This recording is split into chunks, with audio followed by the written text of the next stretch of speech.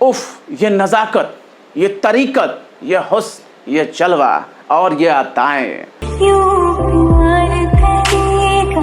हर किसी को दीवाना बना सकती हैं। ये रील वाली मैडम कोई बॉलीवुड या टीवी एक्ट्रेस नहीं है और न ही कोई आम लड़की है, बहुत ही पहुंची हुई हस्ती हैं ये मैडम।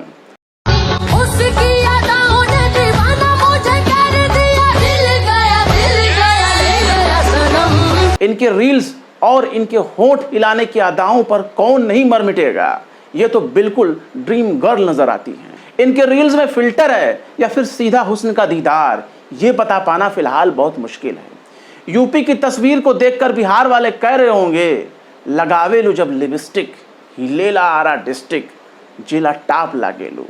पर जिला हिला देने वाली इस हसीना का नाम सुनकर इस वक्त यूपी वाले आहें भर रहे हैं, दिल्ली वाले दांतों तले उंगली दबा रहे हैं। कई शादीशुदा औरतें अपने मियाँ के, अपने पति के, अपने हस्बैंड के फ़ोन में ताक झाँक कर रही हैं कि कहीं हमारा वाला पति इसके प्यार में लट्टू ना हो गया हो। क्योंकि हुस्न की मल्लिका का नाम शैली राणा है और ये यूपी पुलिस में इंस्पेक्टर हैं, जो भी हाल ही में दूसरे के पति के साथ बंद कमरे में पता नहीं कौन सा रील बनाती हुई पकड़ी गई। जिसके साथ शैली मैडम इश्क फरमा रही थी, वो भी पेशे से पुलिस में इंस्पेक्टर ही है। वाकई राम बनावन जोड़ी, एक अंधा एक कोढ़ी, दोनों ही पेशे से वर्दी वाले हैं और दोनों ही बालिग हैं। पर इस बाली उम्र में ऐसा इश्क, आए तौबा तौबा। अगर इश्क फरमाना ही है तो शैली मैडम को शादी कर लेना चाहिए था। यूं दूसरों के पति पर डोरे डालने वाली औरतों को अच्छा नहीं समझा जाता हमारे देश दुनिया समाज में। शैली मैडम तो बिल्कुल कुंवारी हैं, उनको पंडित से बात करके अब तक शादी कर लेनी चाहिए थी। ये ज़रूरी थोड़ी ना है कि बाल बच्चे वाले इंस्पेक्टर साहब से इश्क फरमाना है। अगर इश्क फरमाना है तो शादी कर लेती। वैसे भी यूपी में बहुत ही प्रचंड बेरोजगारी है, उनको कोई ना कोई अच्छा सुशील संस्कारी लौंडा ज़रूर मिल गया होता। अच्छी खासी सैलरी से मैडम की लाइफ एंजॉय हो रही होती, उनको अच्छा मौका मिला होता। पर शैली मैडम ठहरी नज़र की पारखी। उन्होंने शायद सोच लिया होगा कि किसी लड़के से अगर शादी हुई तो सैलरी अपनी जेब से जाएगी। अगर वो संस्कारी टोले का बेरोजगार निकला तब तो दारू पीकर मस्जिदों के सामने लौटता रहेगा, केस मुकदमे होंगे, नाश्ता नजर आएगा। कुछ नहीं तो सावन शुरू होते ही कांवड़ यात्रा पर निकल जाएगा। कांवड़ खंडित होने के नाम पर दूसरों को मारेगा, पीटेगा, उनकी गाड़ियां तोड़ेगा। ऐसे में शैली मैडम की बहुत बड़ी बेइज्जती हो जाती है। लिहाजा मेम साहब अपने जैसे रैंक वाले अफसर पर अपना दिल हार गई। मेरी सलामी कर ले, मेरी गुलामी कर ले। अब प्रेमी और प्रेमिका दोनों ही इंस्पेक्टर रैंक के हैं, मतलब डबल कमाई। और ऊपरी वाली आमदनी को तो भूल जाइए, क्योंकि मैं ऊपरी वाली आमदनी को हराम समझता हूँ। पर शैली मैडम और इंस्पेक्टर साहब के लिए कैसा हराम और कैसा हलाल। पूरा देश ही हलाल का बहिष्कार कर रहा है, तो हलाल का उल्टा तो हराम ही होता है। सो दोनों मिलकर इस हराम के रिश्ते को एक नए मुकाम पर पहुंचाने में लग गए। लेकिन कमबख्त ये दुनिया, जिसने हीर रांझे के इश्क पर तोहमत लगाई, जिसने लैला मजनू को बुरा कहा, जिसने रोमियो जूलियट के इश्क पर सवाल उठाए, उसी दुनिया ने दो आशिकों की आशिकी पर हाय तौबा मचाना शुरू कर दिया। आज के दौर में जब शादीशुदा मर्द किसी दूसरी महिला के साथ लिविंग में रह सकता है, बच्चे पैदा कर सकता है, इसके लिए किसी कानूनी प्रक्रिया से गुजरने की भी ज़रूरत नहीं है। सोचिए, शादी करने के बाद तलाक लेने की नौबत अगर आ जाए तो इसके लिए एक लंबी कानूनी लड़ाई लड़नी पड़ेगी। यहाँ तो 3 तलाक भी नहीं दे सकते, ना 3 महीने में बीबी को छोड़ सकते हैं। ऐसे में शैली मैडम और उनके प्रेमी ने बहुत ही शॉर्टकट रास्ता अपनाया। लिविंग में एक दूसरे के साथ पति पत्नी बनकर रहने लगे। प्रेमी पवन नागर पहले से ही शादीशुदा हैं और मुजफ्फरनगर में तैनात हैं। और हुस्न की मल्लिका शैली मैडम को तो पूछना ही क्या, वो भी आगरा में तैनात हैं। दोनों के दरमियान 300 किलोमीटर की दूरी है। ऐसे में पवन शैली की इस जुदाई को बर्दाश्त नहीं कर पाते थे। बरसात का महीना बहुत ही सितमगर होता है जनाब, और ऊपर से अक्षय कुमार और कैटरीना का गाना तो और भी ज्यादा कहर ढाने लगता है।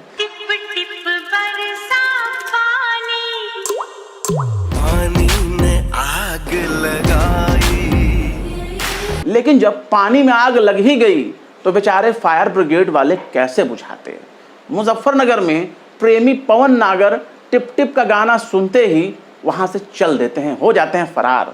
लेकिन इसी बीच शैली मैम साहब के किसी कलीग ने प्रेमी पवन की पत्नी को इत्तला दे दिया, जिसके बाद पत्नी ने अपने रिश्तेदारों के साथ आगरा की तरफ कूच कर गई।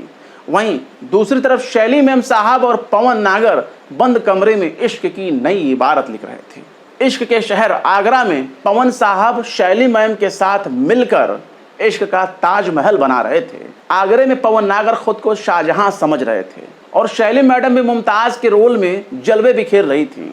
लेकिन पता नहीं इनके इश्क को कौन से वर्दी वाले की नजर लग गई। इलू इलू चल ही रहा था, तभी पवन नागर की बेगम साहिबा जलवाघर हो गई। पत्नी अपने रिश्तेदारों के साथ दरवाजे पर दस्तक देती है, तब पता चलता है कि वाकई इश्क की इबारत लिखना इतना आसान नहीं है। बंद कमरे का इश्क अब तो जग जाहिर हो गया। दरवाज़ा खुला और पवन नागर को खींचकर उनकी मेम साहब बाहर ले आईं। शैली मेम साहब और पवन साहब की जमकर कुटाई होने लगी, क्योंकि ये बेरहम दुनिया इश्क फरमाने वालों की दुश्मन होती है। पवन नागर की पत्नी ने जमकर अपने पति को कूटा। बस यूँ समझ लीजिए कि ज़मीन पर लेटा लेटा कर लतियाना ही बाकी रह गया था। प्रेमिका शैली राणा के साथ भी मारपीट होती है। सोचिए, अगर दोनों वर्दी में होते, ऑन ड्यूटी पुलिस वालों पर हाथ उठाने का क्या अंजाम होता। पर दो पुलिस वालों को पिटता देख मौके पर मौजूद पुलिस वाले तमाशा देखते रहे। रील्स बनाने वाली मैडम की फुल एचडी क्वालिटी में रील्स बनने लगी, फुल एचडी क्वालिटी में वीडियो शूट होने लगा और उसे सोशल मीडिया पर कुर्बान किया जा रहा था। अब इस घटना की जानकारी मिलती है जब डीसीपी सिटी को, तब उन्होंने 3 पुलिस वालों को सस्पेंड कर दिया, 2 दरोगा समेत 5 पुलिस वालों को लाइन हाजिर कर दिया। यानी कुल मिलाकर 8 पुलिस वालों पर एक्शन होता है। अब सुनिए इस खबर का असली माजरा क्या है। दरअसल आगरा में रकाबगंज थाने की प्रभारी शैली राणा से मुजफ्फरनगर में तैनात इंस्पेक्टर पवन नागर का इलू इलू चल रहा था। इश्क वाला लब चल रहा था, पहला वाला प्यार, इश्क का बुखार और फिर टिप टिप बरसा पानी। दोनों सरकारी आवास में मौजूद थे, लेकिन इसी बीच पवन नागर की पत्नी अपने परिवार वालों के साथ थाने पर पहुंच गई। दोनों को एक साथ देखकर पत्नी गुस्से से तमतमा गई। इसके बाद तो फिर क्या पूछना, अपना सुहाग लुटता देखकर दोनों की पिटाई करने लगी। इस दौरान थाने में मौजूद पुलिस वाले बचाने के बजाय तमाशा देखते रहे, कुछ तो बाकायदा वीडियो बनाने का लुत्फ उठा रहे थे। डीसीपी सूरज कुमार राय ने मामले की जांच की और इस घटना में 8 पुलिस वालों को वीडियो बनाने का दोषी पाया। वाकई दोषी पाया। आगरा के पुलिस आयुक्त जे रविंद्र गौड़ ने डीसीपी सिटी की रिपोर्ट के आधार पर 3 पुलिस वालों को सस्पेंड कर दिया, 5 लोगों को लाइन हाजिर कर दिया। इसके अलावा पुलिस ने पवन नागर की पत्नी गीता नागर समेत 6 लोगों के खिलाफ केस भी दर्ज कर लिया है। इसीलिए कहा जाता है पुलिस वालों की ना दोस्ती अच्छी ना दुश्मनी। अब गीता नागर तो बाकायदा पुलिस वाले की पत्नी ही थी जो 20 साल से अभी तक उसके साथ रह रही थी, और वो इस हरकत को आखिर क्या नाम दें, दोस्ती का नाम दें या दुश्मनी का नाम दें। लेकिन शैली मैम साहब को लेकर पत्रकारों का ये भी दावा है कि जिस तरीके से पवन नागर शादीशुदा हैं, ठीक वैसे ही शैली राणा भी कोई कुंवारी नहीं है, बल्कि वो भी पहले से शादीशुदा है। वल्लाह, ऐसा इश्क और ऐसा प्यार, ना जाने ये कैसा बुखार है। वाकई ऐसा दिन किसी को नसीब ना हो।